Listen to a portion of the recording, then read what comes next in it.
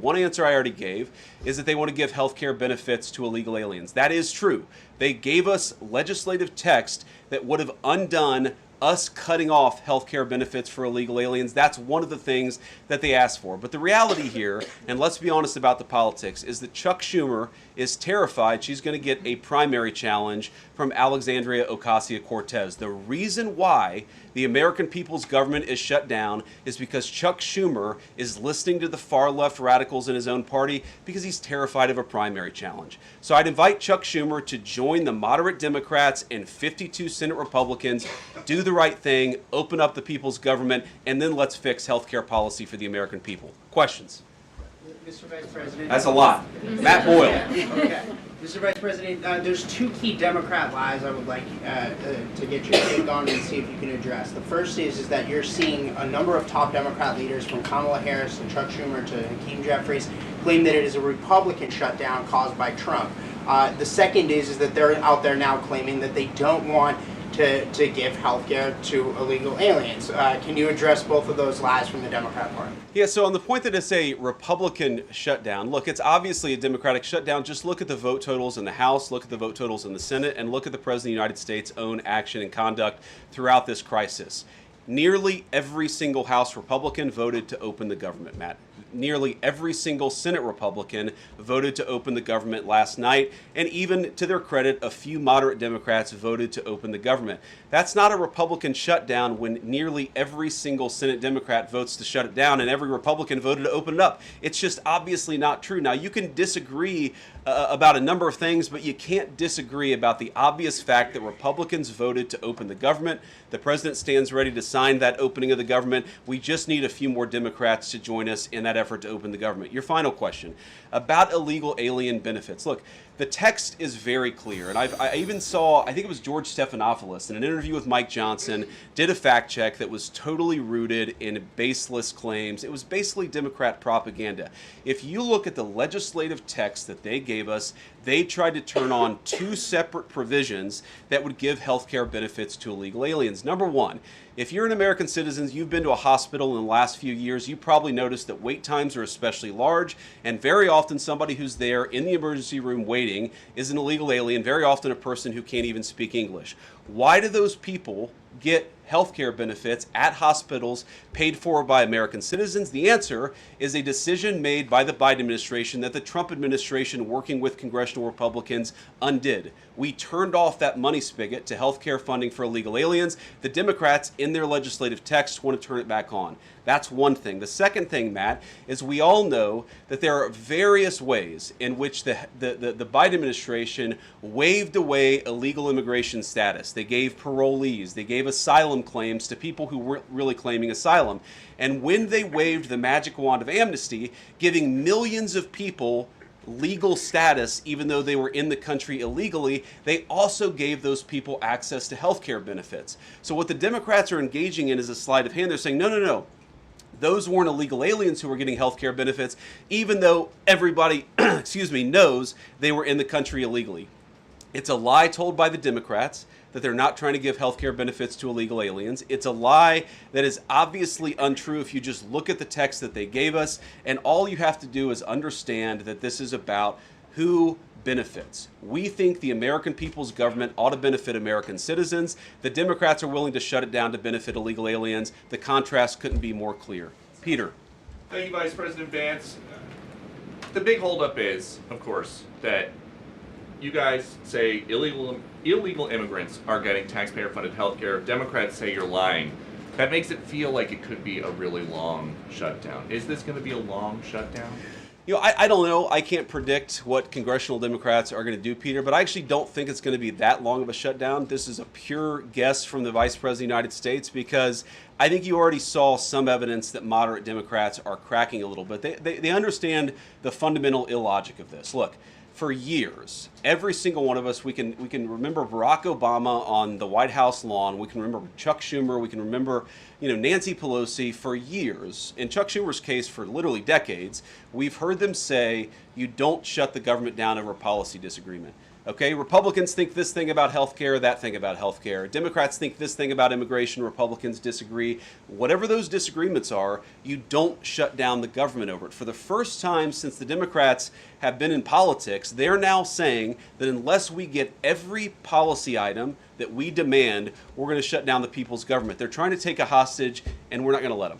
And the administration announced today that $18 billion bound for New York transportation projects is going to be frozen so it can't go to DEI programs there. But the timing of this, does announcing that today mean that you guys are going to squeeze Chuck Schumer's home state until he blinks? Look, I haven't talked to Russ about this morning, but look, I'm sure that Russ is heartbroken about the fact that he's unable to give certain things to certain constituencies.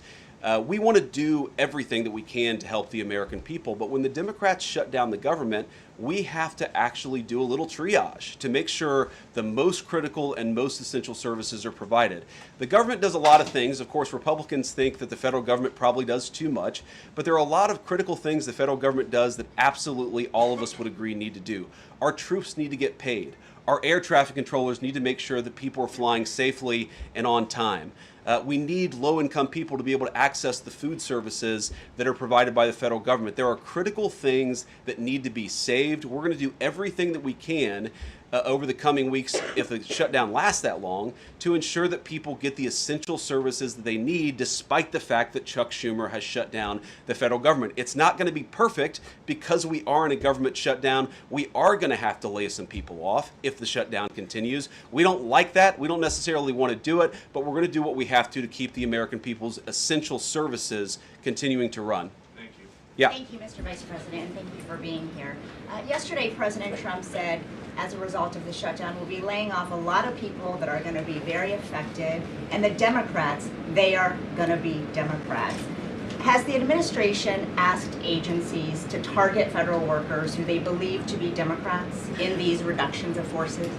We're not targeting federal agencies based on politics. We're targeting the people's government so that as much as possible of the essential services can continue to function. That is the question the president has asked the entire government, is fundamentally, okay, we're in a shutdown. That causes some problems. The troops aren't getting paid. There's nothing that we can do about that while the government is shut down. But there are essential services that we want to make sure as much as possible they still continue to function. That is the principle that's driving us forward during this shutdown. It's going to continue to be the principle that drives us forward. But let's be honest. If this thing drags on for another few days or, God forbid, another few weeks, we are going to have to lay people off. We're going to have to save money in some places so the essential services don't get turned off in other places. That is the reality of the government shutdown that Chuck Schumer and the Democrats have foisted upon the administration. So what did Phil. he mean by they're going to be Democrats? He said they're going to be Democrats. You've laid out a lot of the pain and problems that would come with a Democratic shutdown, and yet in the Oval Office yesterday, the president said that a lot of good could come from a shutdown. So square that circle. Which is it, a Democratic-caused crisis or a Republican opportunity for reform? Well, I think all the president is saying, Phil, is that he wants to make sure the American people's government functions as well as it can, despite the fact that we're in a shutdown. We're going to have to make things work. And that means that we're going to have to triage some certain things. That means certain people are going to have to get laid off. And we're going to try to make sure that the American people suffer as little as possible from this shutdown. That's what the president is saying, is that, yes, this is a bad thing. Obviously, the president is trying to reopen the government, but we're going to make things work as well as we possibly can, given the constraints that we have. And then on those policy differences for the discussion and the negotiations to come later, during the Biden administration, Democrats twice voted to expand these Affordable Care Act tax credits.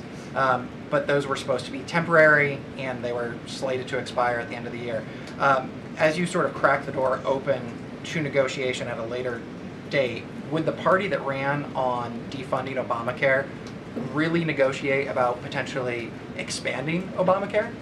Well, Phil, what we've said to the Democrats is that we're willing to have a conversation about how to ensure that Americans continue to have access to health care, and frankly, they should have access to better health care at a lower cost. We inherited a mess of a health care system from the Biden administration. It's why the president has worked so hard on the most favored nation status for prescription drugs. It's why we care so much about lowering the cost of prescriptions and why we're doing everything else. We're willing to have that conversation, but I think it's important to bracket the health care policy conversation because it's separate from the government shutdown.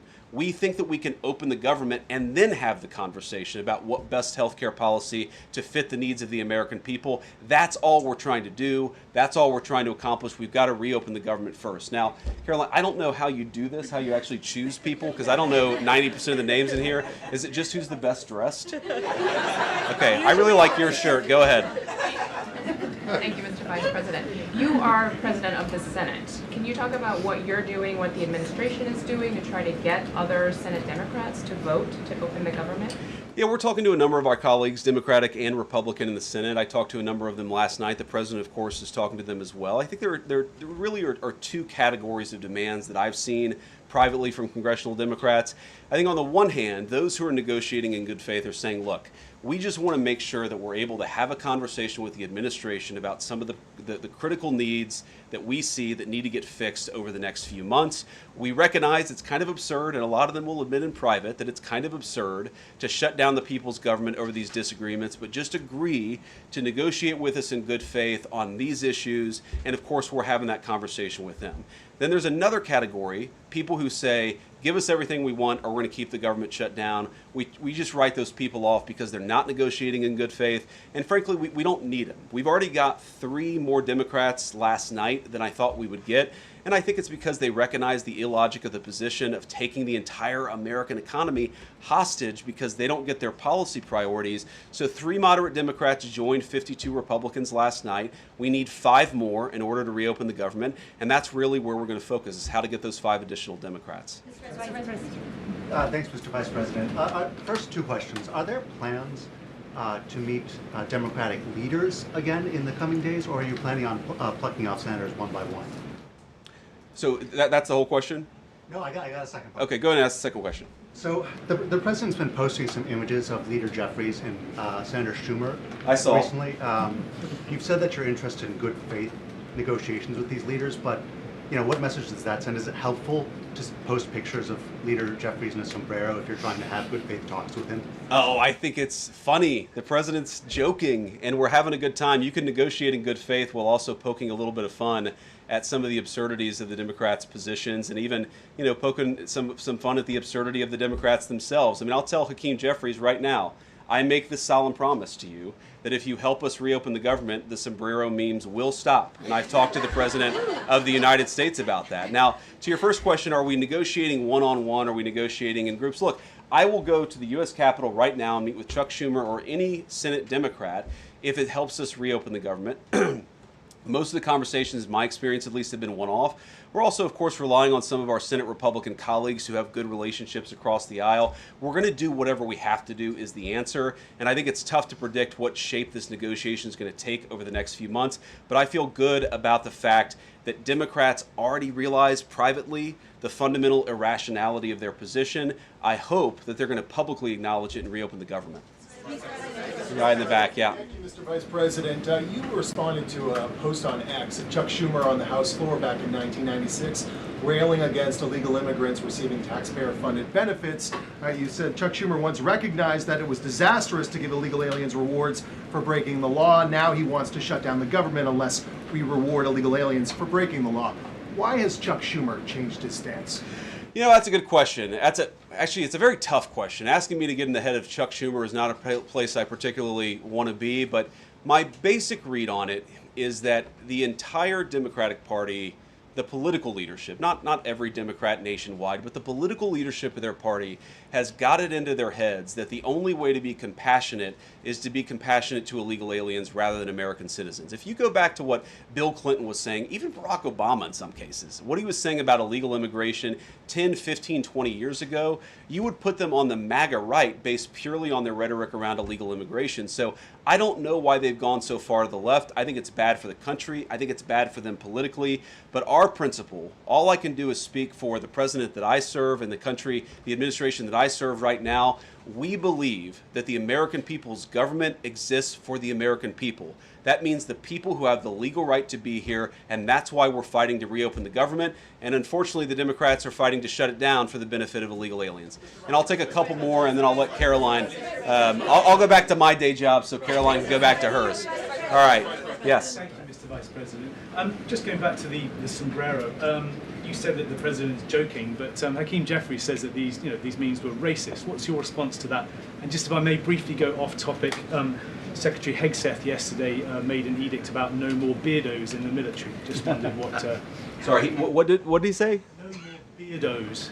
Beards. Oh, sorry, that's my accent. Just wondered your response to that.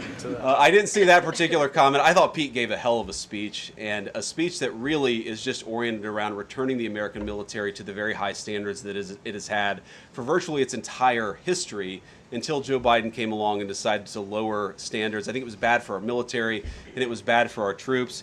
When I was a young United States Marine, I did not have a beard. I am now the vice president, so I get to do what I want to do. But I think Pete's trying to re-implement high standards, and that's a very good thing. On the sombrero thing, I mean, Hakeem Jeffries said it was racist, and I know that he said that, and I honestly don't even know what that means. Like, is he a Mexican American that is offended by having a sombrero meme? I mean, I saw one of the major TV stations put the meme up and then say, this is AI generated. And he had like the curly animated mustache too. It's like, do you really not realize the American people recognize that he did not actually come to the White House wearing a sombrero and a black curly animation mustache? Like, give the country a little bit of credit. We're all trying to do a very important job for the American people. The President of the United States likes to have a little bit of fun when he's doing it, and I think that's okay. I'll take one more question. Mr. Vice President, in every previous shutdown, workers have been furloughed, not laid off. So why does the president want to fire some workers and not just furlough them? Why is this shutdown any different? Well, first of all, we haven't made any final decisions about what we're going to do with certain workers. What we're saying is that we might have to take extraordinary steps, especially the longer this goes on. We're going to have to take extraordinary measures to ensure the people's government operates, again, not perfectly, because it's not going to operate perfectly in the midst of a shutdown, but operate as well as it possibly can. And I think that the Democrats, if they're so worried about the effect this is having on the American people, and they should be, what they should do is reopen the government, not complain about how we respond to the fact that Chuck Schumer and the Democrats have shut down the government in the first place. Thank you all. Also said he's going to target some benefits, Mr. Vice President. Thank you. Should See you Americans guys. be prepared for their benefits to be cut as well? All right, guys. Well, let's let the fun continue. Vice President's a very busy man, and I'm happy to take some more questions. I know there's more news today. Aside from the shutdown, we can focus on the shutdown if you want, but let's go ahead. Kate, why don't you start? The president talked about doing things that he said were irreversible during the shutdown, cutting vast numbers of people, he said, and cutting programs. Can you specify what exactly he was referring to, what's on the table, and what's going to be cut? Look, I think the vice president just referred to this in some of the answers that he gave regarding the layoffs. There are unfortunate consequences to a government shutdown, and the federal government is not receiving any cash at the moment, and so the Office of Management and Budget has been tasked with looking over the receipts and looking over the budget of the entire federal bureaucracy, and as the vice president said, determining what needs to continue to go out the door and what can we continue to keep running, and what unfortunately is going to have to come to an end. So those decisions are being made, and unfortunately layoffs are very likely, as the vice president just said, going to be a part of that. And has the White House had any direct response from Hamas from the peace proposal that was laid out? The president said he would give 3 or 4 days, but is there a hard deadline now, or what are the next steps here? I will reiterate what the President of the United States said, 3 or 4 days, and I can tell you that there are some very sensitive discussions that are taking place, but I certainly don't want to get ahead of any announcement at this podium. I'm going to let Special Envoy Witkoff and the President of the United States handle that.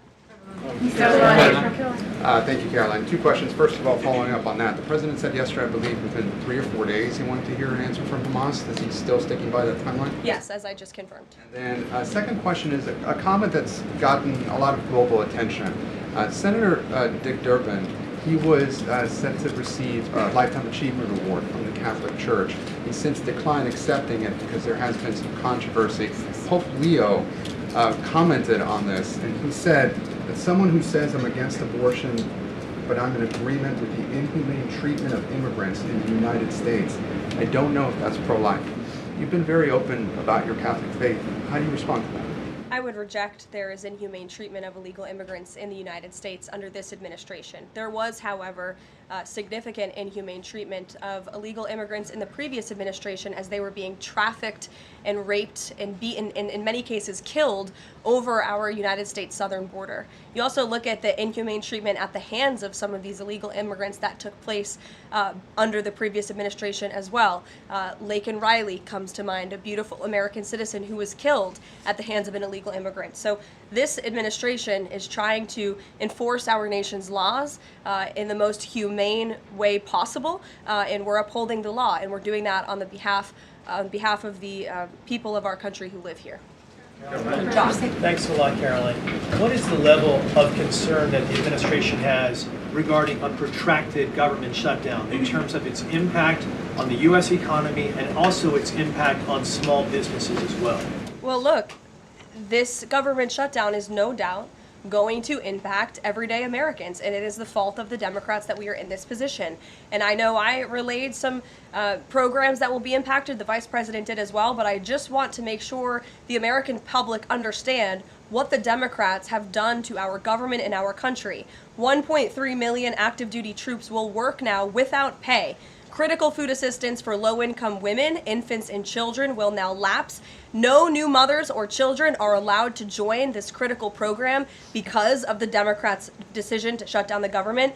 Telehealth services for seniors and in-home treatment options for Medicare patients will now come to an end. Nearly 50,000 members of the United States Coast Guard are going to have to work unpaid. Over 13,000 air traffic controllers will work without pay, as well as TSA agents, which will very likely create flight disruptions. And pay will now stop for over 150,000 federal law enforcement officers. These are not just numbers and statistics. These are real Americans who have families at home. And I saw some Democrat members today saying they're still going to accept their paychecks because they have 3 kids at home and they have mouths to feed. Well, so do these federal workers who those same Democrats just voted to shut down the government and turn off their pay. And we believe that's very unfair, and it's why the administration wants to see the government reopened. GDP growth fell by about 0.5 percentage point during the last government shutdown during the president's first term.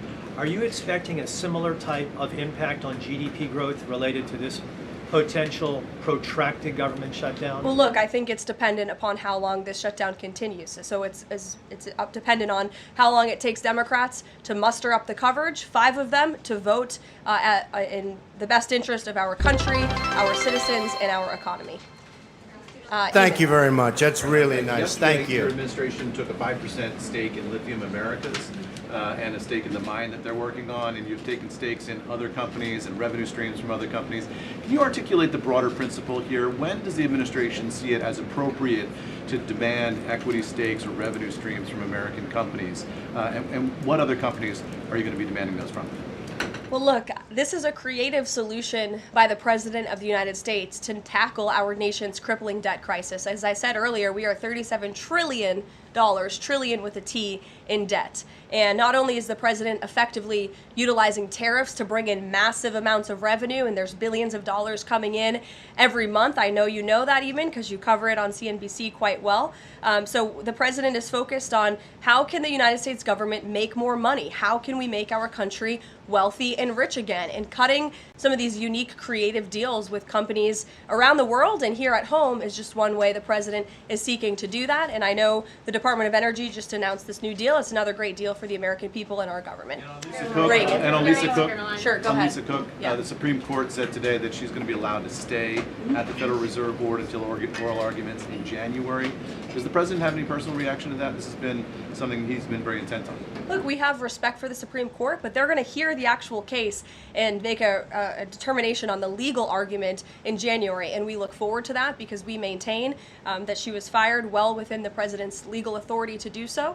She was removed from the board, and we look forward to that case being fully played out at the Supreme Court. Reagan. Caroline, I have one for you on EJ Antoni and one on the shutdown. Sure.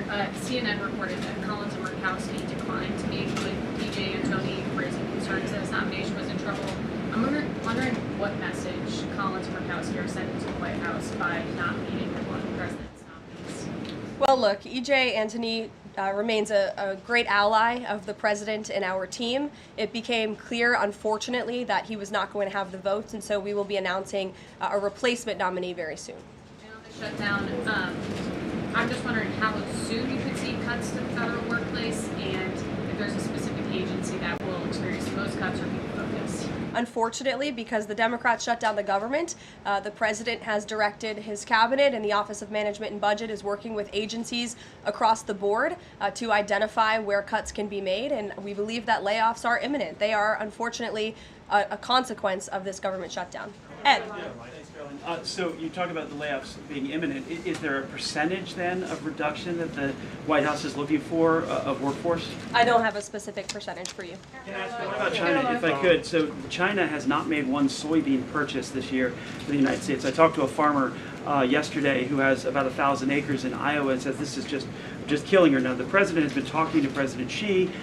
Could China not buying agriculture affect a possible meeting with the president? Would he not meet with Xi because China has refused to buy soybeans from the U.S.? Look, I don't want to speak for the president and make a determination on that from this podium, but what I can tell you is that supporting America's farmers and doing what's best for them is at the top of the president's priority list, and it's at the top of the list for this administration right now. There have been several very high-level meetings on this very topic. We want to help our farmers, and we're exploring the best ways to do that, and I would anticipate there will be more to come on that very soon. Send a message to the Chinese president. Look, I just shared that message. The president wants what's best for America's farmers. Sean. Hey, Carolyn. Hi. 2 things to ask you about. Sure. First thing, I want to ask about this video that the president posted the other day. It was an AI deepfake of himself talking about something called med beds. What was he trying to communicate to the public there, and why did he delete it?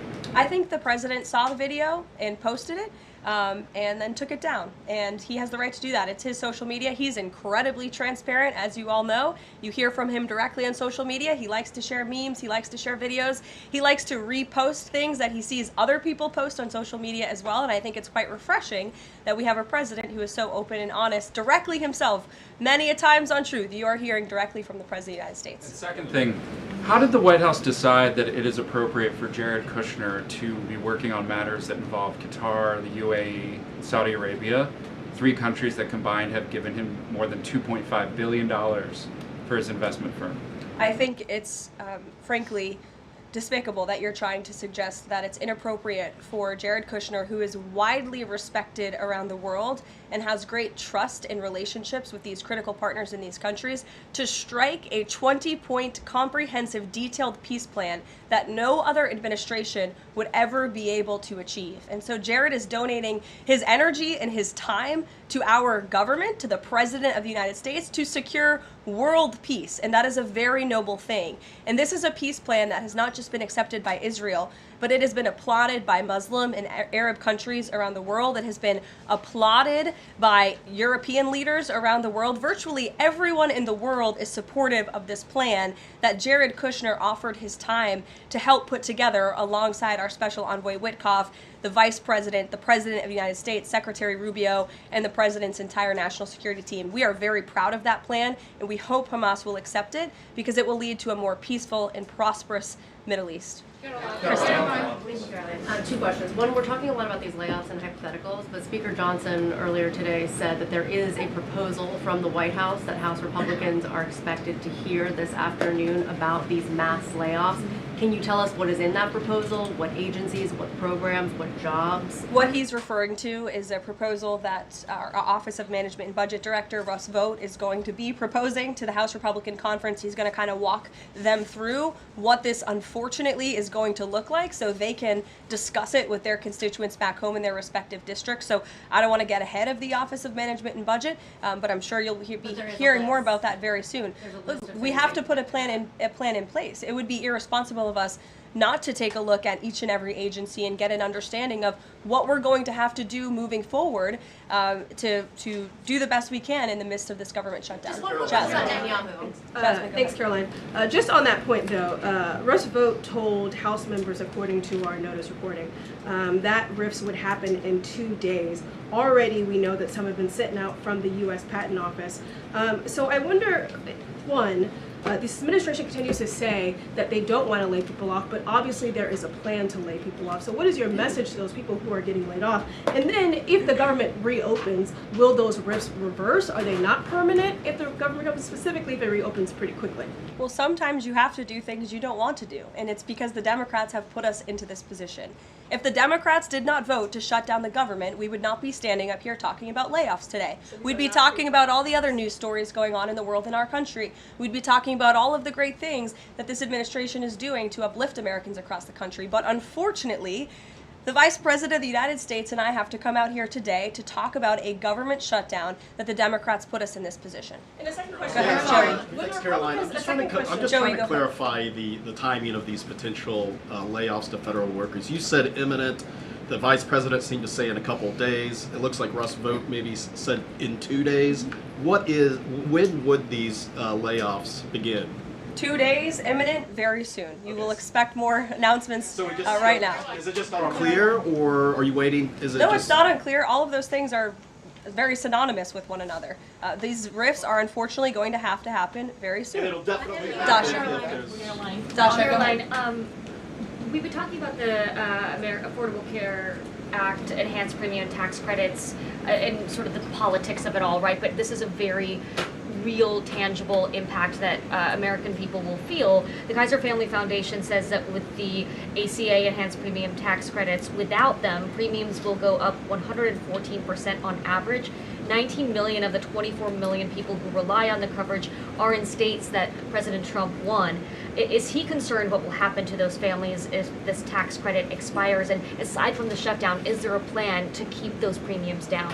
Look, as the Vice President just said, we are more than happy to have this conversation. The President and the Vice President and this team are more than happy to have that conversation with Republicans and Democrats on Capitol Hill.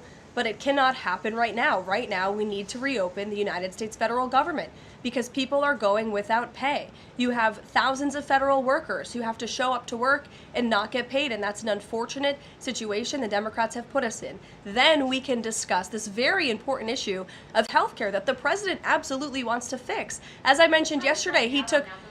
But those premiums do not expire until the end of the year. It's October 1st right now. And so we have a few months to have that conversation. And it's irresponsible of the Democrat Party to try to convince the American people that that conversation has to happen right now. No, what needs to happen right now is the reopening of the United States federal government. And then this administration will be happy to work with Democrats in good faith to come to a policy determination. But one red line the government has already made clear, this administration has already made clear, this administration is never going to support taxpayer-funded benefits going to illegal aliens. And we think it's despicable that that was one of the first proposals that Democrats put in their funding proposal, in their CR. The Republican CR was a clean CR that would keep the government open. Democrats have voted for it 13 times in the past. The Democrats put this poison pill in there, this partisan pill. Why? Because they are beholden to the far left radicals in their party, and you already see 3 moderate Democrats having the courage to say no.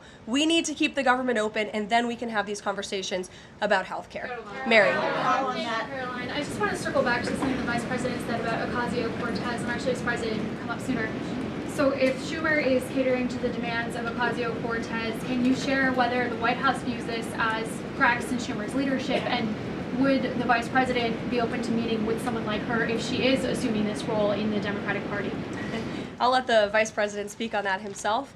I think that certainly Senator Schumer was not expecting 3 moderates to break with him last night. In fact, last night you heard Senator Schumer say he can't guarantee that he will be able to hold his caucus together. And so again, we encourage Democrats to have the courage to do the right thing, do what you have done 13 times previously, and vote for this clean continuing resolution to keep the government funded. As for what the Trump administration and President Trump is going to do, we'll continue to be very public that we want the government to be open, and as the Vice President said, we'll continue to work in good faith with anyone on Capitol Hill who wants to do right by the American people.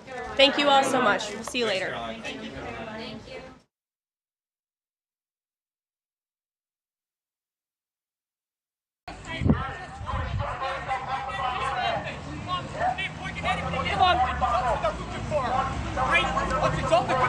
Where are we going? Taking care of the real danger they're letting in. Aye, so you still watch me walking about. That's fucking nice, isn't it? Sewer streets, remember? Taxpayers. Right, is the burning drums all on now, or you should pick and choose when you turn it on? Of course they are. Of course they fucking are. They're turning us away because it's a lefty bar, that's why. Lefty bar. You're caught, Want to stop the illegals, but you'll stop us? Fucking knobheads. Lefty bar. That's why.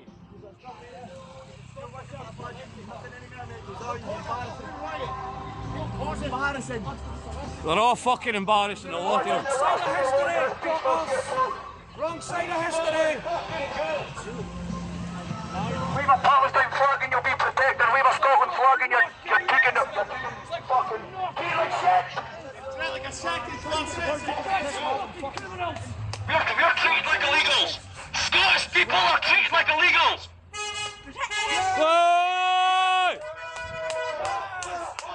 Stop the boat! Stop the boat! Aye. Do you know what else is got in the UK? Scottish flags and British flags. Which seem to be illegal to fly, but we can fly a fucking Palestinian flag. Guarantee we know what that is! 530 King Street, Aberdeen. Scotland are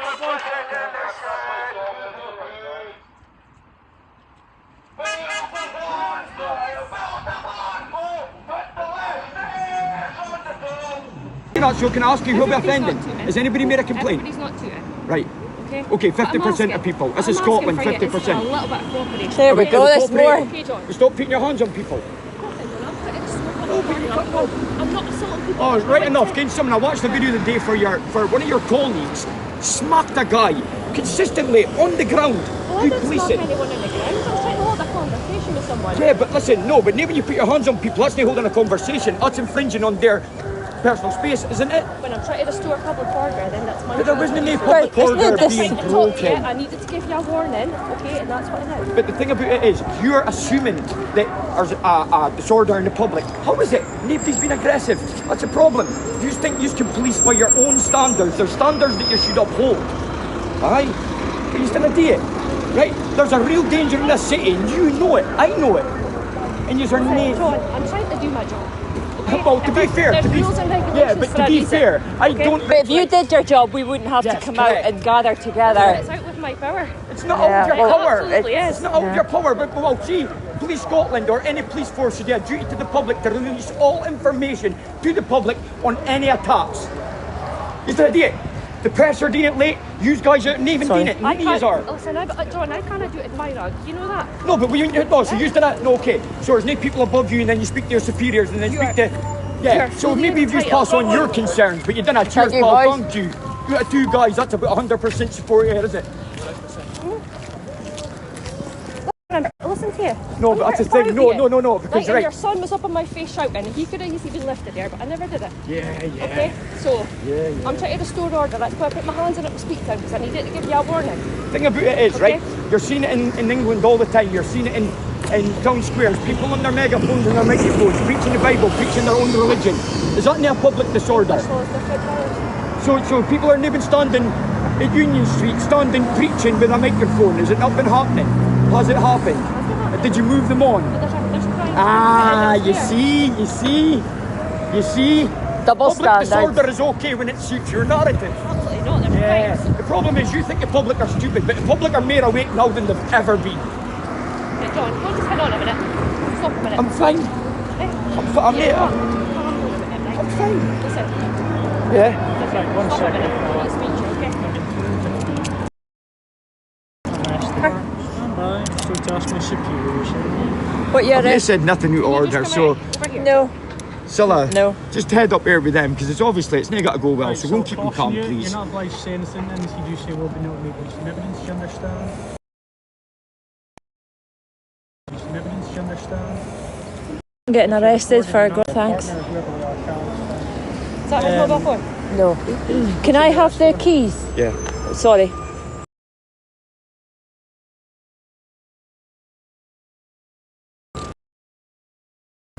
Can I have the keys? Yeah.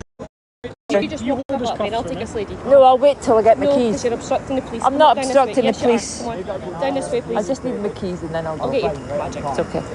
What keys? Down this way, please. I just need my keys and then I'll go. I'll get you. Magic. It's okay. What keys?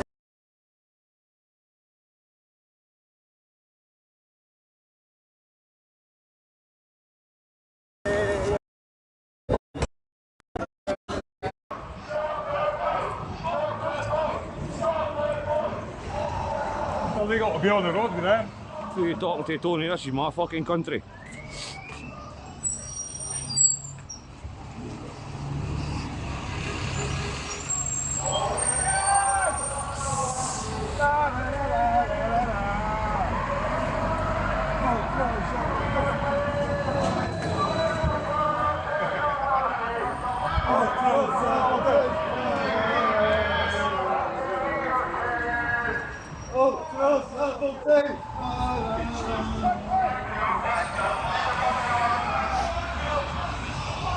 To working class Americans.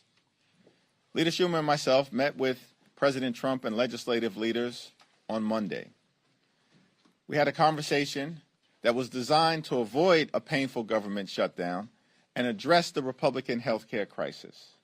Subsequent to that meeting, we heard nothing from any of the legislative leaders on the Republican side, and the president has been engaging in irresponsible and unserious behavior, demonstrating that all along Republicans wanted to shut the government down. That's no surprise, because for decades Republicans have consistently shut the government down as part of their efforts to try to extract and jam their extreme right-wing agenda down the throats of the American people. Democrats have repeatedly made clear we are ready to sit down with anyone at any time and at any place in order now to reopen the government, to enact a spending agreement that meets the needs of the American people, and to address the devastating Republican health care crisis that has caused extraordinary harm on people all across the country, in rural America, working class America, urban America, small town America, the heartland of America, and black and brown communities throughout America. The Republican health care crisis is devastating, the likes of which no one has ever seen. Largest cut to Medicaid in American history. A possible $536 billion cut to Medicare because of the one big ugly bill, if Congress doesn't act by the end of the year. Tens of millions of Americans are about to experience dramatically increased premium, co-pays, and deductibles because of the Republican unwillingness to extend the Affordable Care Act tax credits. Hospitals, nursing homes, and community-based health clinics are closing all across the country, including in rural America, because of what Republicans have done and the health care crisis they have triggered through their cruel actions throughout this year. Republicans have even canceled medical research in the United States of America, even as it relates to children who are battling cancer. The Republican health care crisis is immoral in nature, and Democrats are fighting hard to reverse it. Cancel the cuts, lower the costs, save health care on behalf of the American people. It's now my honor to yield to the whip, Catherine Clark. Thank you, Mr. Leader. We are so grateful for all that you have done and putting the American people's voice into this debate. And I've had one question from my Republican House colleagues this week. Where the heck are you? Where the heck are you? You've cut people's health care. You're giving their hard-earned tax dollars to billionaires in the form of tax breaks, and then you don't even show up to defend your own policies, your own bills. Mike Johnson and Steve Scalise are both from Louisiana. Most children in Louisiana are on Medicaid. 64% of all births in Louisiana are paid for by Medicaid. 74% of nursing home residents in Louisiana are on Medicaid. Yet Republicans are willing to shut down government, refusing to even show up for work this week because they want to cut Medicaid by $1 trillion, because they want to defund health care for children and seniors and pregnant women, because they want to pay for billionaire tax cuts. Well, Mike Johnson and Steve Scalise can fight for the billionaires. They can double down, if they so choose, on their lie about who we're fighting for. But we know who we're fighting for, and so do the American people. Democrats are fighting for families, families in Louisiana, families in Massachusetts. We're fighting for American families in every corner of this country. We're fighting for a child's right to go to the doctor, fighting for a new mom's right to have a safe delivery. We're fighting to keep millions of people from losing their insurance and keeping health premiums affordable for everybody. We're here to do our job. It is long past time that Republicans join us and end this Republican shutdown. It's now my great pleasure to yield the microphone to our chairman, Pete Aguilar. Thank you, Whip Clark. And as we're fighting, Republicans are nowhere to be seen. Our message has been very clear. Cancel your vacation, cancel the cuts, lower the cost, fix health care. That's why we're here. Donald Trump and House Republicans have shown their true colors this week. Instead of protecting health care, they're ripping it away. 15 million people at risk of losing their health care coverage. And while we're here trying to keep the government open, the guidance from our colleagues on the other side, Lisa McClain, my counterpart, the chair of the Republican conference, instructs their members, don't talk about health care. That is their message. So while we're fighting for health care, we're fighting to keep this government open. The guidance from the GOP has been very clear. Don't talk about these issues because they know the American people are with us. Democrats have been at the negotiating table for months, and we want to work in a bipartisan way. We've always wanted to work in a bipartisan way to solve these issues. Republicans control the House, the Senate, and the White House. They own this crisis. They own this shutdown. And instead, they want to use people as political pawns. Russ Vought wants to lay people off. He wants to fire people. He wants to use this shutdown to carry out the agenda that he has wanted all along. It's shameful and it's wrong. Republicans will do everything in our power to fix this Republican mess, to provide health care to people, and to ensure that the American people aren't left out in the cold, because it's the right thing to do. Leader Jeffries. Thank you, Pete. Questions? Very much, Mr. Leader. Two quick questions for you. One, I want to get your reaction to Russ Vought announcing this $18 billion hold on infrastructure projects in New York City. Do you think you're personally being targeted?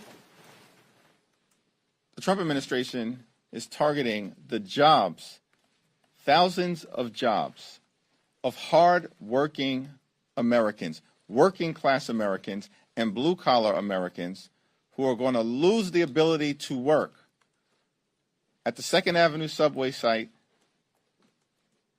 or at the other project that has been canceled related to the Cross Harbor Tunnel. That's consistent with what the Trump administration has consistently done throughout their time in office. Lose jobs, cause economic pain and hardship for the American people. Is shameful, but it's very consistent with the Trump administration's track record of failing on the economy and targeting working class Americans. And then just one quick follow-up, just what's happening on the Senate side. It seems there have been some bipartisan discussions on the Senate floor where they may be discussing some type of short-term CR and trying to buy a little bit more time to work through some of these issues like the ACA. Have you been briefed on those discussions? Do you support what's happening in the other chamber? I haven't had a conversation with Leader Schumer about any developments on the Senate floor, but House Democrats and Senate Democrats remain consistent and in lockstep in defense of the health care of the American people, and that's not going to change. Good afternoon. Jared Golden, as you know, was the only Democrat on your side of the aisle who voted for the original CR. He just put out a statement, said that the Democratic opposition to that was, quote, driven by the demands of hardball politics, driven by left-wing groups to make a show of opposition to President Trump. That's a pretty harsh statement from one of your own members. You refute that? House Democrats have consistently made clear that we will sit down with anyone at any time and any place to enter into a bipartisan agreement that makes life better for the American people. We will not support a partisan Republican spending bill that continues to gut the health care of everyday Americans. Health care is not a partisan issue. It's not a partisan issue. It's an American issue. And when you strip away health care from everyday Americans, that impacts Democrats, independents, and Republicans alike. When you strip away health care from the American people, as Republicans have done and want to continue to do, you're impacting people in rural America, in urban America, in the heartland of America, from coast to coast, and all points in between. This is not a partisan issue. Defending access to health care that's affordable, standing up for hospitals and nursing homes and community-based health clinics, that's not partisan.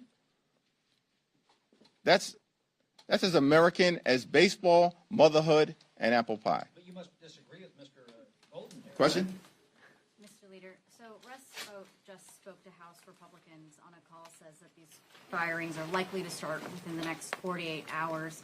Also said that WIC is going to run out of money within the next week, and he just posted that $8 billion of green energy will actually be cut immediately, and it's going to affect 16 states, all of them which have either Democratic leaders or Democratic majorities in their state houses or Senate. What's your response to that? Are you feeling the pressure? These are all things that the Trump administration has been doing since January 20th.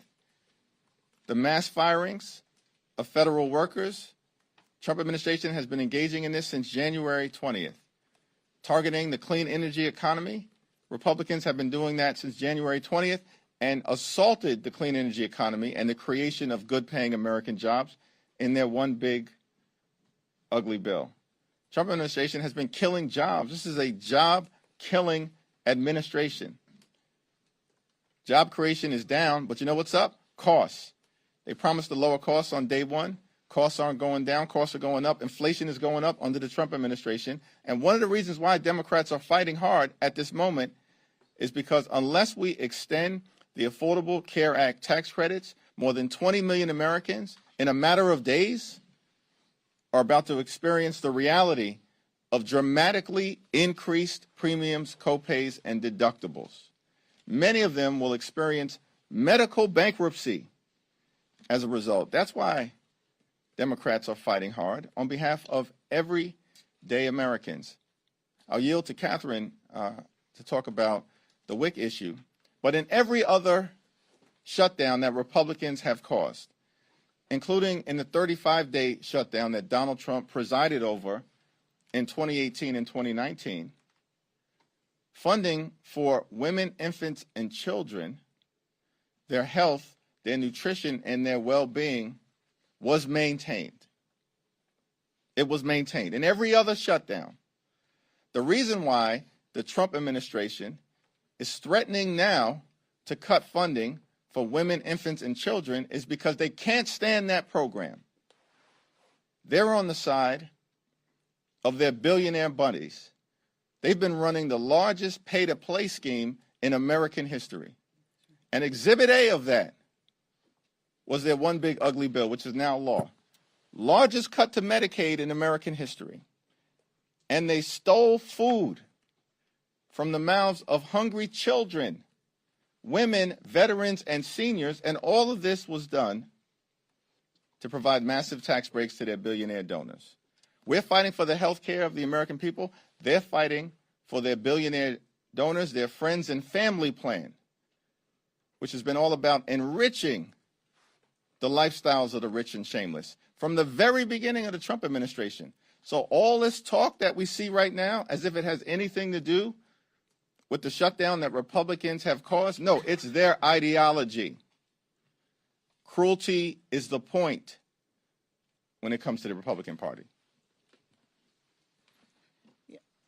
Are they really expecting us to believe that the strategy that they are employing, that they're already making life in this country for working Americans harder and more expensive, that the answer is you shut down government and make life harder and more expensive? That is insane.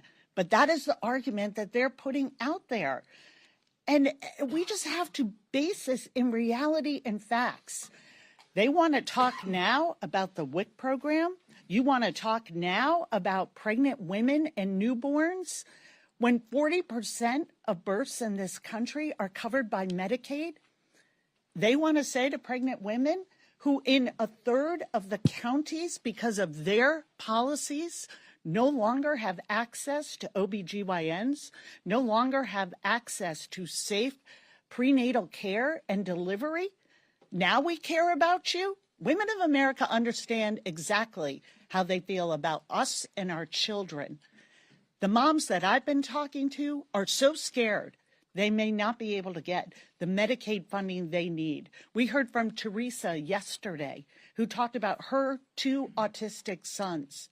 She's a single mom. She had to quit her job in order to care for them full time. Without Medicaid, she has no idea what she will do. And these stories are repeated over and over in my own district. A young adult named Sydney, her mom wrote to me and said she has such profound disabilities, but Medicaid is connecting her to the world through cochlear implants, through medication, for medication that she needs not only to survive, but to have some connection, which she has found through what she has been able to restore of her hearing to music. Without Medicaid, there is no plan B for these moms and for their children. So you can save it. You can save it, Speaker Johnson, that now you are coming in and that you care about feeding hungry children, that you care that they have what they need for preventative health care, that you care about pregnant women and that they can have a safe and healthy delivery for their children. Spare us.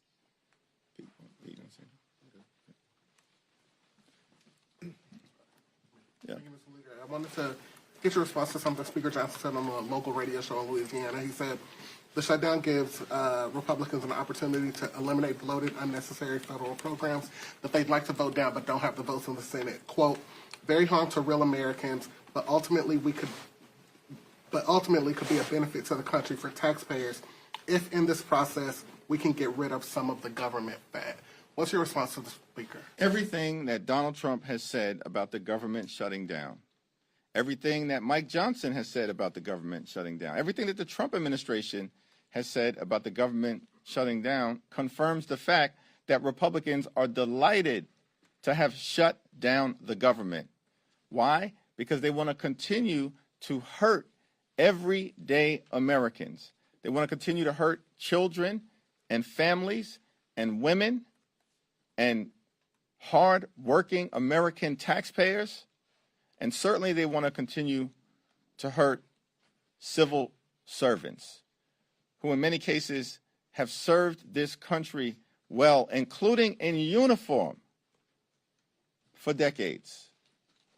And the Trump administration and Mike Johnson and Donald Trump could care less because cruelty is the point for them, and it's all about rewarding their billionaire donors in every way possible. Democrats are holding firm because we're standing up for the health care of everyday Americans. We're going to do that today. We're going to do that tomorrow. We're going to do that this week. We're going to do that next week. We're going to do that until this issue is resolved and we address the Republican health care crisis, because it's crushing the American people. There were 3 Senate Democrats who voted last night and today for the Republican continuing resolution. Are you confident in Leader Schumer's ability to hold back his caucus from voting for this? Yes. You got it. Thank you, Mr. Leader. We've neither said looking to budget at the moment. How long do you reckon this shutdown will go on? We're here in Washington, D.C. The House Democratic leader, the whip, the chair of the caucus. We've been here all week. Republicans are missing in action, nowhere to be found, on vacation, scattered across the country and the world, spewing lies and articulating the Democratic position, but they don't even have the guts to be on Capitol Hill and debate us face to face. They don't even have the guts to do that because they know there's no merit to the Republican position. And it's one of the reasons why, subsequent to that White House meeting, it's been radio silence from the Republicans. Do you think this will go longer than the previous shutdown, though? I think all of us, we're here, certainly Catherine and I, were here for the shutdown that took place in 2013. It was a 14-day government shutdown until Republicans finally came to their senses that they did not have public support for the cruelty they were inflicting on the American people, and then engaged in an unconditional surrender. Donald Trump presided over a 35-day government shutdown. All of us were here at the time, just entering into Democratic leadership. And then finally, Republicans realized the insanity of their position. And after 35 days, the government was reopened and they engaged in an unconditional surrender. At this particular time, what we're fighting for is to protect the health care of the American people, which has been under relentless assault. These aren't facts and figures. This is about real Americans who've already been hurt by the relentless Republican assault on their health care.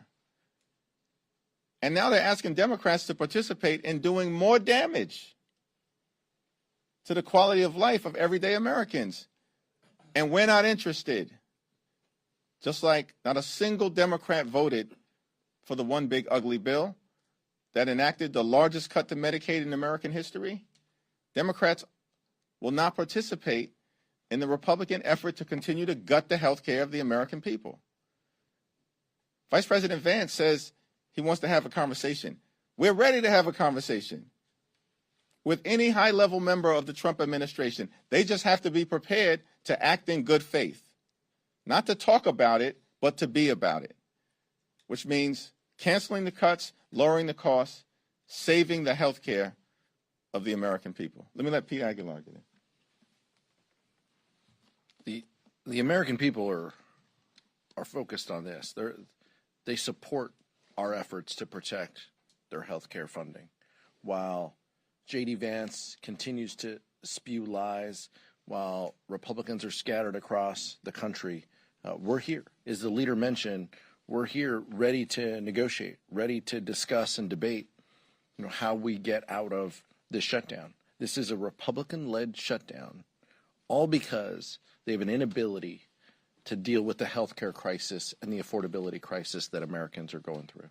That's what this is about. And the American people are supportive of this, and it's a shame that they continue to use every lever they can to extract pain. But to your question, Nicole, infrastructure jobs being affected, thousands of people potentially laid off. I'm guessing a lot of those people might live in New Jersey too. A lot of those workers who could be laid off. And folks in New Jersey will have a choice in 30 days. Do they want someone running for governor who supports Donald Trump, who supports delaying these infrastructure projects, or do they not? Those are some choices that employees will have to make and that working families will have to make. And I trust that they're going to make the right decision. Thank you, Mr. Leader. The Supreme Court last week greenlit Trump's pocket rescissions. How do you approach negotiations, not just now, but in the appropriations process overall, when the executive has essentially permission to impound the funds that Congress is appropriating? It's a very important question, and the appropriations effort is being led in an incredible way on our side by Rosa DeLauro, partnering with Patty Murray on the Senate side. And House and Senate Democrats have been clear, including in our conversation with President Trump on Monday, that we want to reach an agreement in good faith to make sure that the government is funded and that we do it in a way that lifts up the quality of life for the American people.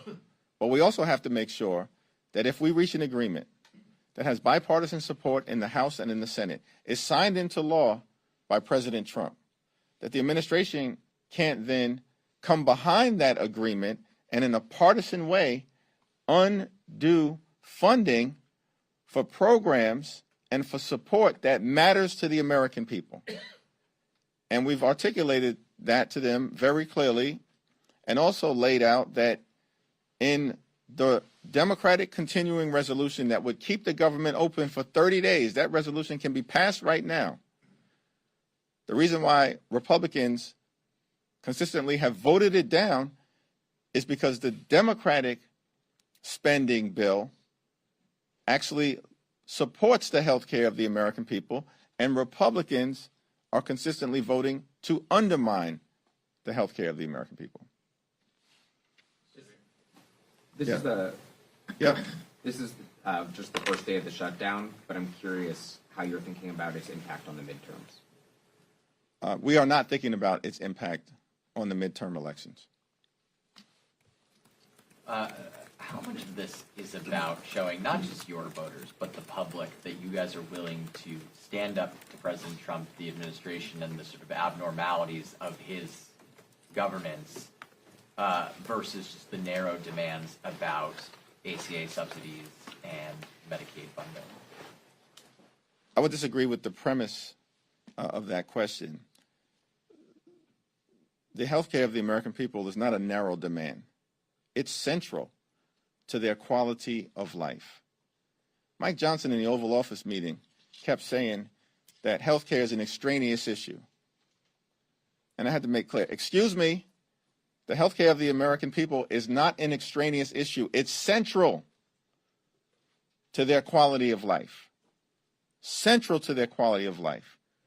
Children, older Americans, people with disabilities or chronic illnesses can die. Here in America, the wealthiest country in the history of the world, in the absence of everyday Americans having access to the health care that they need and deserve. The health care of the American people is central. Now, there are a lot of other challenges that we have to confront with the Trump administration, including, of course, its assault on the economy and the failure of Donald Trump and Republicans to actually lower the high cost of living. But that cost of living challenge is also central to the fight that we are having right now on Capitol Hill. Because healthcare premiums, copays, and deductibles are about to dramatically increase for tens of millions of Americans of every race and every region and every religion in this country. It's going to dramatically increase in an environment where America is already too expensive.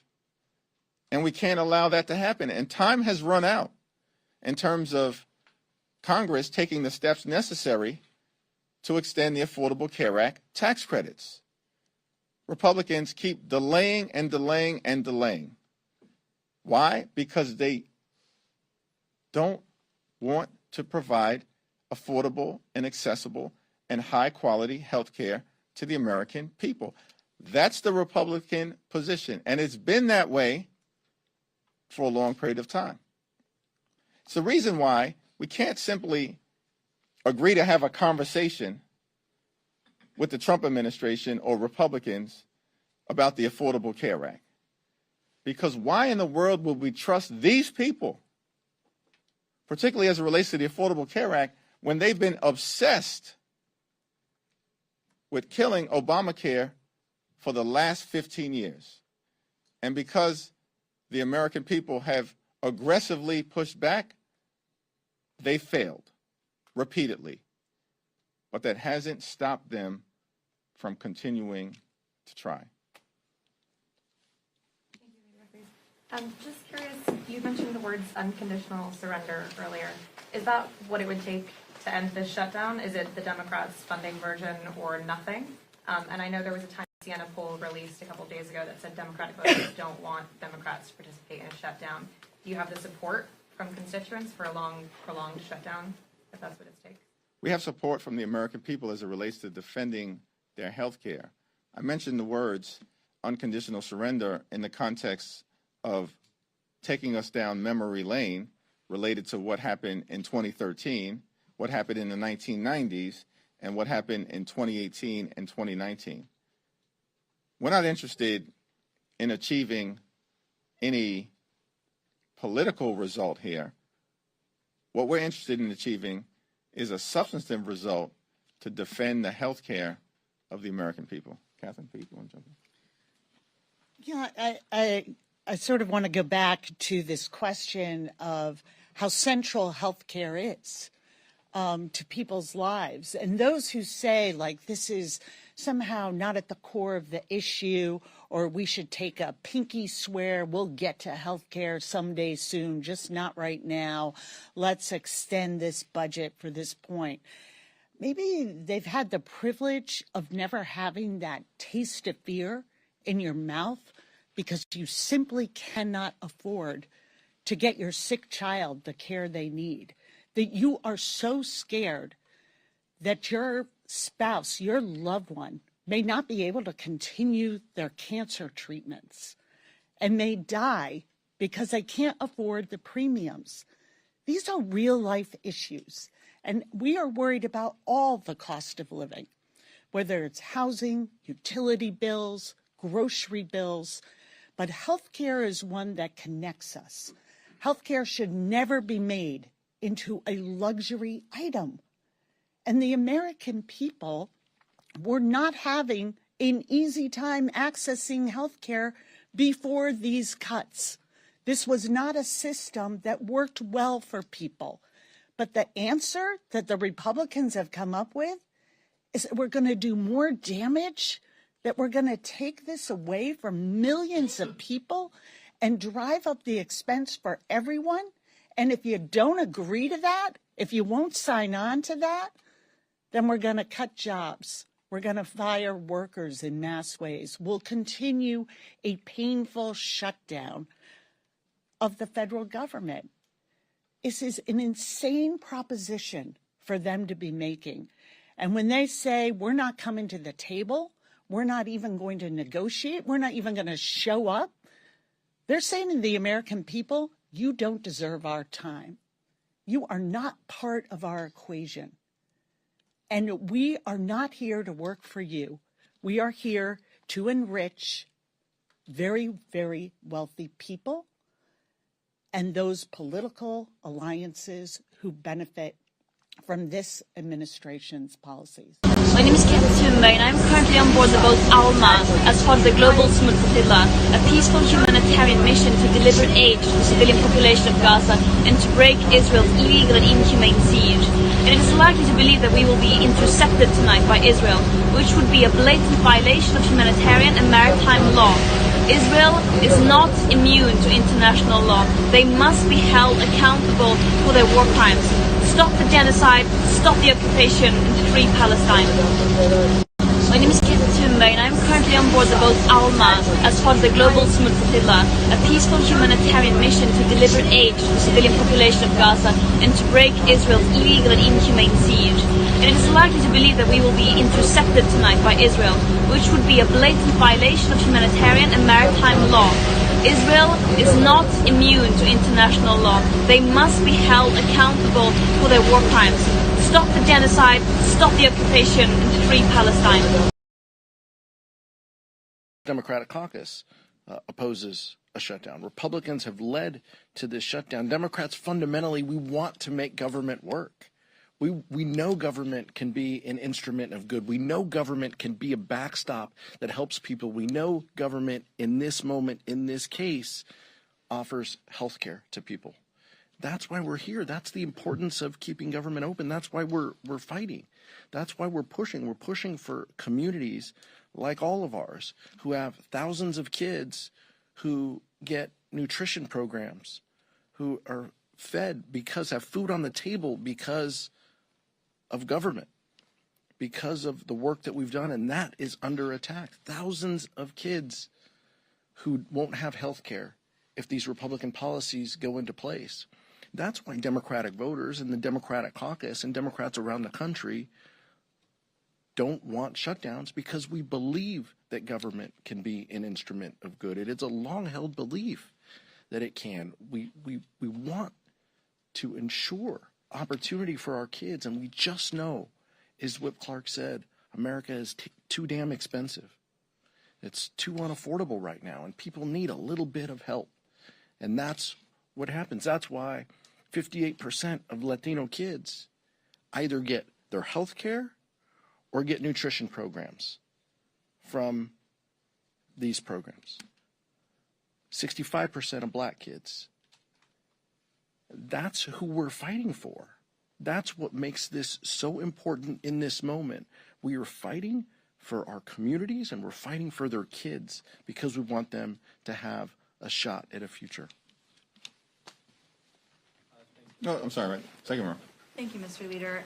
In regard to the Times poll, you just said that you have support from the American people to defend their health care. However, this morning, some Americans woke up today to have no care from certain health care services because of Congress's failure to meet the September 30th deadline.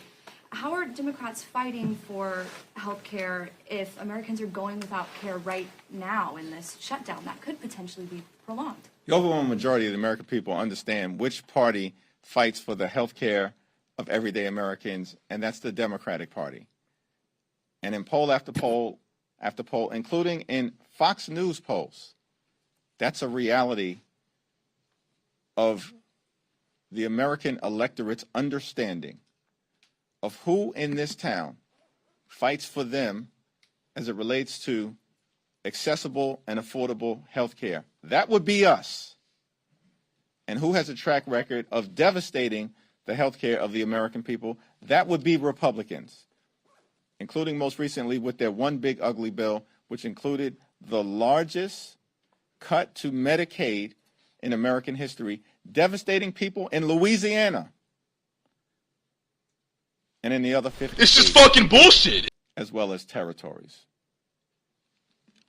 Second row. I spoke to some Senate Republicans who had a You are discussion with fake Democrats. news. They seem open to a potentially shorter continuing resolution. What's your response to that? And separately, I asked Speaker Johnson last night about the Affordable Care Act subsidies. He said he is open to reforms. Are you open to reforms? We're open to extending the Affordable Care Act tax credit because that is what needs to be done as it relates to more than 20 million Americans who are at risk of losing access to care and having premiums go up, in some cases, by thousands of dollars per year.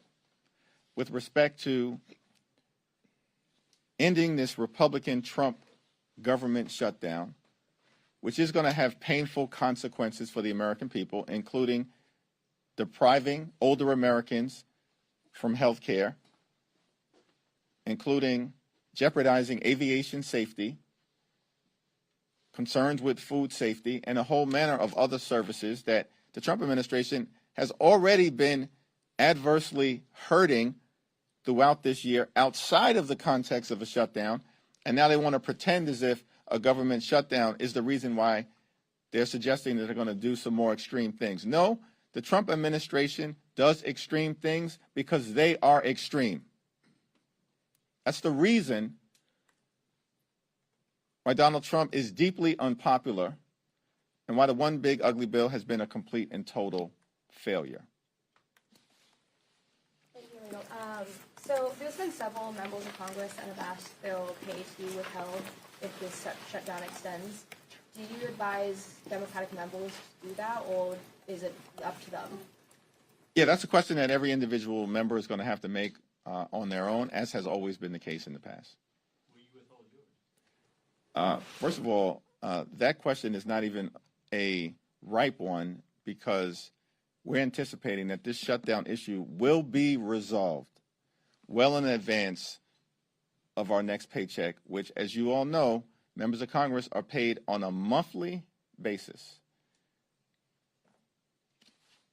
Thank you, Mr. Leader. One of the talking points Republicans keep going to about this shutdown is they say the only reason this isn't a repeat of what happened in March with regards to the Senate is that Leader Schumer is afraid of your New York colleague, Congresswoman Ocasio-Cortez. What's your response to that? Leader Schumer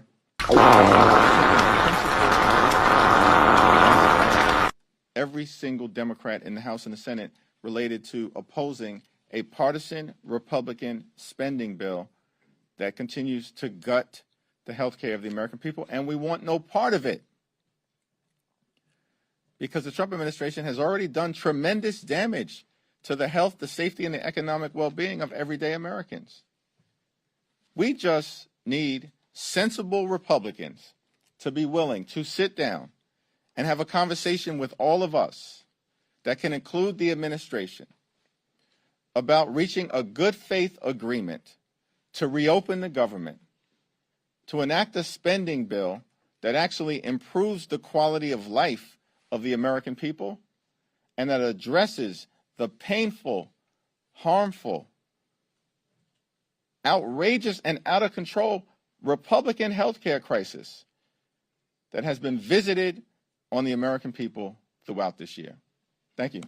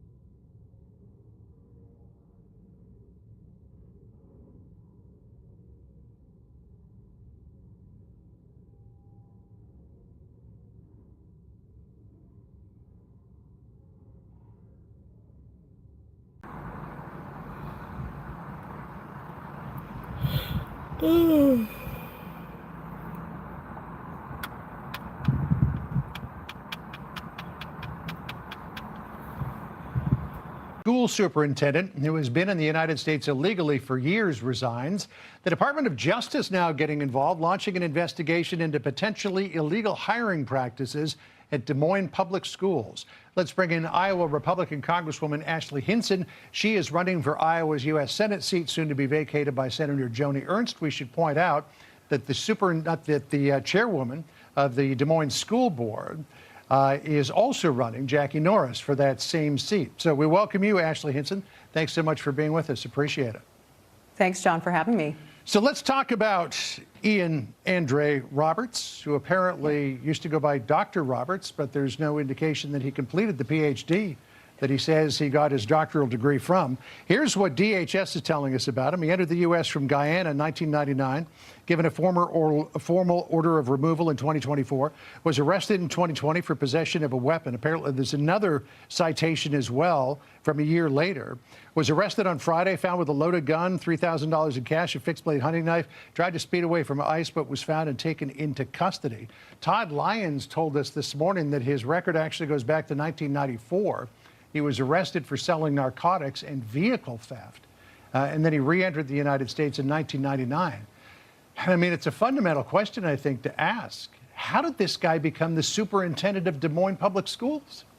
Yeah, well, just complete and utter incompetency at the Des Moines Public School Board, and they were totally responsible for this hiring. Jackie Norris is the head of the school board. She very clearly does not have an ounce of credibility left. They came to his defense after all of this started coming out last Friday, which as a parent, I am just shocked, and I think this is as absolutely abhorrent as a taxpayer that they continued to pay him. Instead of firing him on Saturday night in their meeting, they put him on paid leave, and then they put him on unpaid leave when the reaction from the community was so strong, and then only after he had his license revoked did he resign. So I think the layers of this onion, as we continue to peel them back, are going to keep coming out. But what I am just shocked by is all of these Democrats who are coming to his defense of this illegal alien who's truly a con man. Right. So here's what the school board chairwoman, Jackie Norris, said about his immigration status. Listen here. We can tell you that on his I-9, he stated he was a citizen, and he provided 2 forms of verification, a driver's license and a social security card.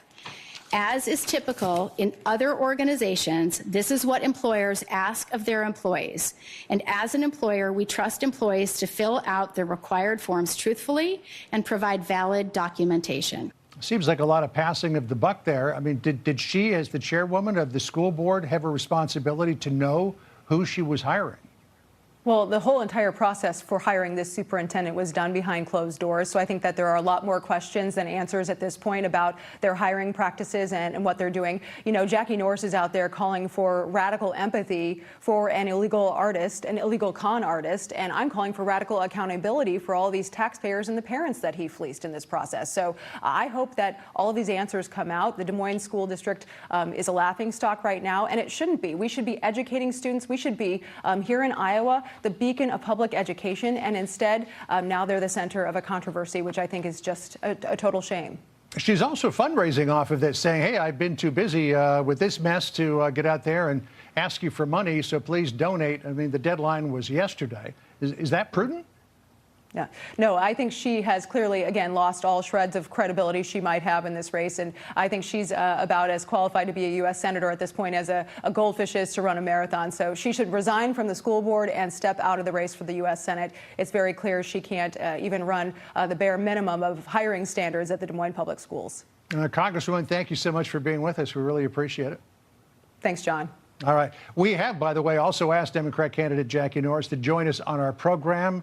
We are still awaiting her reply. Sandra? All right.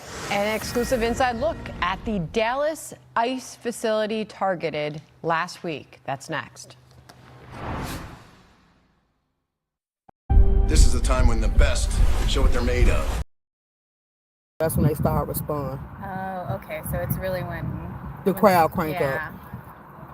It's like right now this ain't no problem. So you see they nonchalant with it. Yeah. But when them people come with the masks and the backpacks, that's when they get intense because they came to provoke. Yeah. And that's why they okay. came equipped. Yeah. Okay.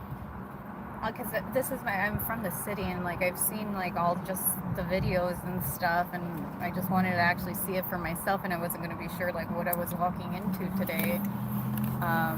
But I am trained in first aid and CPR, so it was like, well, I don't want to directly be in it, but maybe I can help like in the back if somebody gets like tear gas in their eyes or something like. Well, these people come to get shot by pellet I guns, guess they do. and they leave holes in their back. Girl, they be showing it to the news and stuff. I'm like, that is not cute. Like, why do it? And then they like, they don't care. And then I'm like, I'm not doing that. So I kind of stay out the way. So it's okay. So it's basically the people who are coming in and antagonizing them, sort of Right. looking for it a little bit, I guess. Yeah, they said it. They said it. And they like, they don't care. They ain't gonna leave. And then you have people that come with knives and stuff. Like somebody went around here, they slashed my tire. They slashed the they slashed Ice tire, and they slashed all the tires in their lot. How the hell did they even get in there? Because that was before the gate went up. Oh, that's what. Probably Right, why that's the what made the gate go yeah, up. okay. Yeah. And then they if you come out here and you're not on their side, they attack you. Yeah.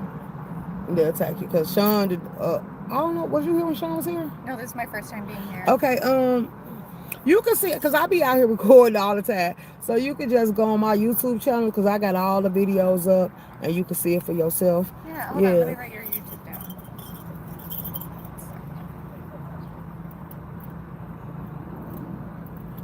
What's your YouTube? HLIC Room Shaker.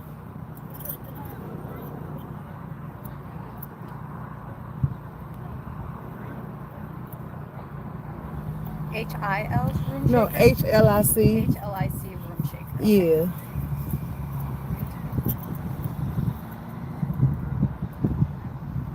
Yeah, I mean, I saw it all, like, videos of, like, LA and stuff happening. I just didn't think, like, it would actually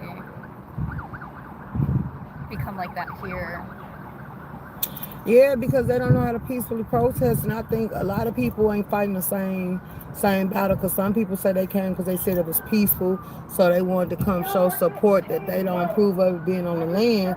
But then you have people that said that they asked Trump to come here because they was like the mayor and the governor was putting them before the people that stay here. Yeah. So yeah. And then they was like, well, you shouldn't be here. This country ain't good. So a lot of people start saying, well, why you want to be here? Go home and come in the right way. So then it just be like, they can't take you being on the opposite opposing side and having a different of opinion.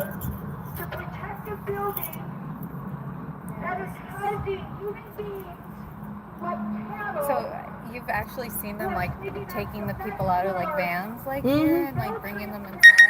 And sometimes I done caught them walking people in too. Instead of bringing them up inside the gate, they make them walk. And I was like, I guess that's the hall of shame. Because normally when police do that, that'd be the walk of shame. Yeah. And are the protesters also clashing with the police, or they're kind of just, police are just like... Well, the police was saying that they can't interfere and they can't do nothing about it. Because like Sean, let me show you this video. Oh damn, my iPad is hot. I'm waiting on it. You see the amount of people that turn up there, the way it's you don't stay. Bro, where are we staying? Where are we staying, boys? Nothing. Not one single thing. £8 million. Anything to say thank you? Make them famous. Make the fool famous. You're getting lit up as well. That this shooter was firing indiscriminately, and it is another to actually see it. So the field office director gave us an exclusive look inside. It was truly shocking to see the aftermath here. Look. You've got, obviously, the windows boarded up, the glass is boarded over. But you had rounds coming through multiple windows, I think 9 different windows that he shot through. Bullets ripped through supervisor offices, work cubicles, and the employee break room. More than 100 employees work out of this ICE Dallas field office. Miraculously, no agents were hurt. Shooting through the windows, punches right into a cube, right, where someone could have been sitting. Thankfully, no one was sitting there at that time. The shooter fired from a nearby rooftop, targeting these ICE agents, but instead he hit 3 detainees in a transportation van, tragically killing 2 of them and injuring another. Now, there was another transportation bus in this Sally Port that was holding 50 detainees. We got to take a look at this, and somehow no one inside of this van was hurt, despite it just riddled with bullet holes. I don't know how no one was hit, right? But here, you can see one of the bullet rounds that went in, right? And there's a seat right next to it where an officer sits. And the shooter was firing with these high-powered armored piercer rounds. So if any of these agents were hit by bullets, it would have went right through their bulletproof vest. So thankfully, none of these agents were hurt in this attack, Sandra. Absolutely. Brooke Taylor on all of that for us. Brooke, thank you.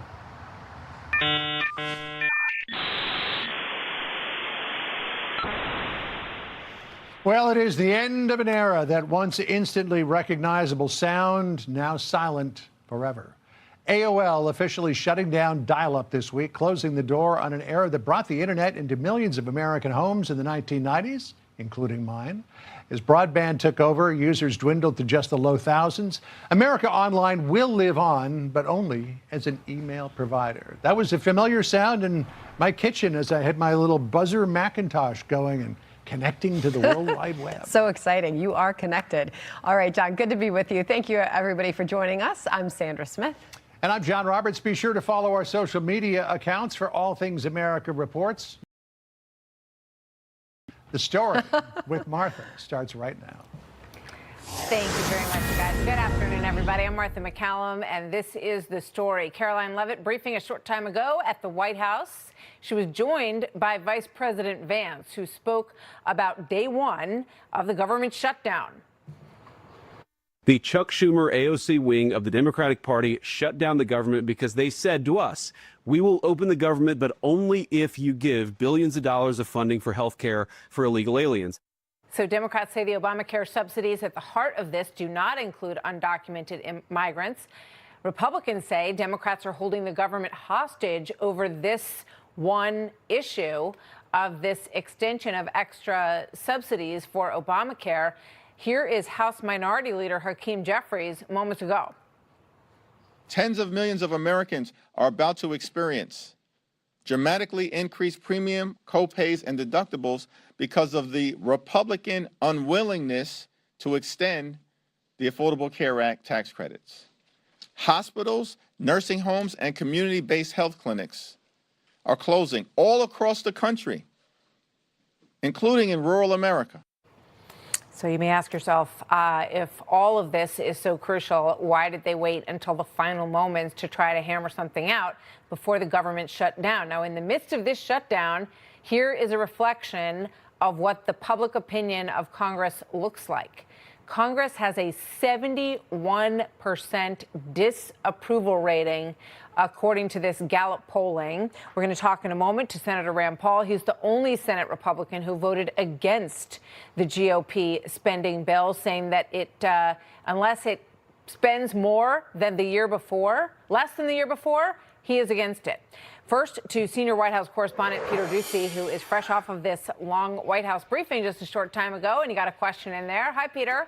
And Martha, you look at the last couple months here at the Trump White House, they hit a lot of roadblocks as they tried to shrink the size of the federal workforce. That included when they offered every federal employee an opportunity to resign in exchange for a severance package. But during a shutdown like the one that started last night, not all those roadblocks are in place anymore. And so mass firings of federal workers could start this soon.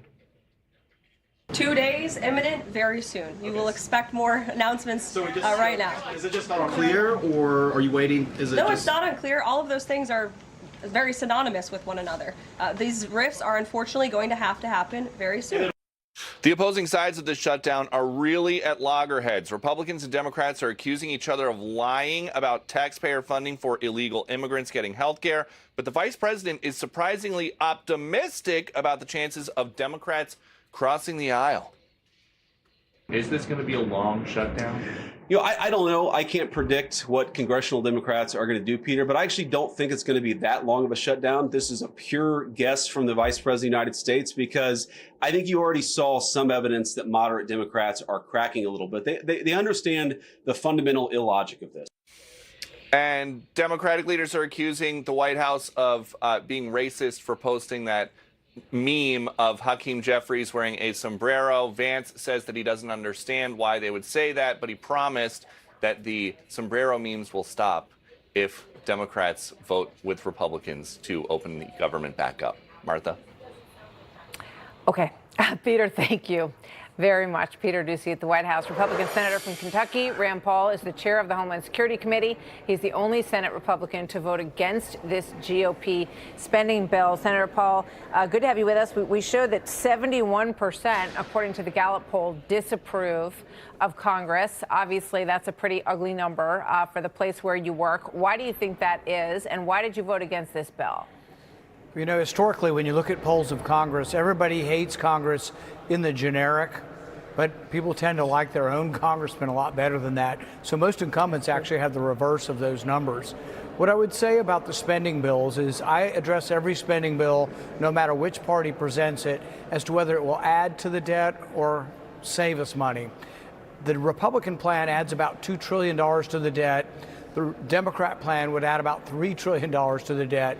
I'm just not for piling on more. We have a $37 trillion debt. Somebody's got to do something about it. Someone has to take a stand. And there needs to be a conservative wing of the Republican Party. And sometimes I'm it. Right now, I am it. I'm opposed to deficit spending. I proposed an alternative, the penny plan, which would balance over 5 years. And I will vote for that. I will vote for something that has less deficit. But I'm not voting for a $2 trillion deficit. The one irony here, though, for Democrats is these are the Biden spending levels from December of last year. Every Democrat in the Senate voted for this bill last year before they voted against it today. That's right. With regard to this discussion over extending the Obamacare health subsidies, which explain in your own words this battle over whether or not this is a program that pays for health benefits for illegal immigrants in the country. Well, realize why this is not in the CR. This spending was put in by Democrats. No Republicans voted for it, and it was set to expire. It was put in as a temporary program during the pandemic, and it was scheduled to expire. That's why it's going to expire, or it would be part of the CR. Whether or not illegal aliens get these benefits is a debatable question. There may be written rules that say they shouldn't, but the question is, do they? A good example of this is in voting.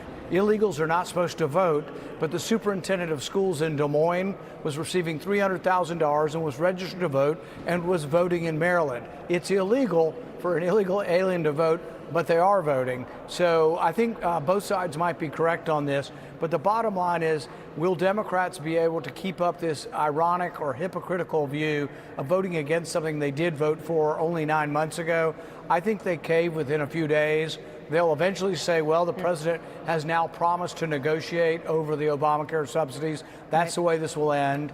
And the negotiation, though, will ensue after the government opens back up. So I know you were in favor of DOJ cuts, which we haven't heard a lot about lately. Do you think it's meaningful? Here's President Trump real quick on this, and then I want to just ask you for a quick answer, if I could, Senator, out of this. If DOJ is already reducing the federal workforce, why is it necessary to link more federal jobs cut to a shutdown? Well, the Democrats want to shut it down, so when you shut it down, you have to do layoffs. So we'd be laying off a lot of people. Will that actually happen? There's a lot of debate over whether or not those people would just be furloughed. I think it depends on how long the shutdown is, but government does need to shrink because our deficit is still $2 trillion a year. DOJ did some good things, but that's another problem with the current CR, is it wipes out those things. Foreign aid will come back. So all the cuts we got to foreign aid through the rescission packages and through DOJ, which I supported and wholeheartedly still support, they're coming back with the CR. The Republican CR reinstitutes foreign aid. So there are a lot of things that are in the details that people need to learn about this. A lot of work to take another step backward. And as you pointed out, taxpayers pay in $5 trillion and the expenditures are $7 trillion. So it doesn't work out that well in any other environment except the government. Thank you very much, Senator Paul. Good to have you with us. Thank you, Martha. So the largest revival yet, as Turning Point USA returns to Utah for the first time since Charlie Kirk's assassination. Two people who were a big part of what happened there last night join us next. What you guys have done is you've seen the need to do something, and you've engaged, and you've put some oomph behind it, and you've done it with honesty, integrity, clarity, purpose, and principle. That's what Charlie did. And that if we're going to go forward as a nation, we need to emulate what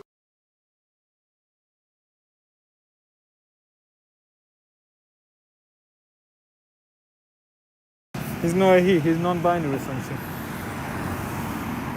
Don't call me as it. What is he? He's non-binary, isn't it? Something like that. Yeah. Don't call me as it.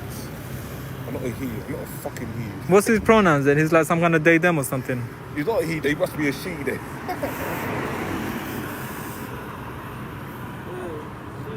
I don't know what it is. I saw the video though where you were saying that.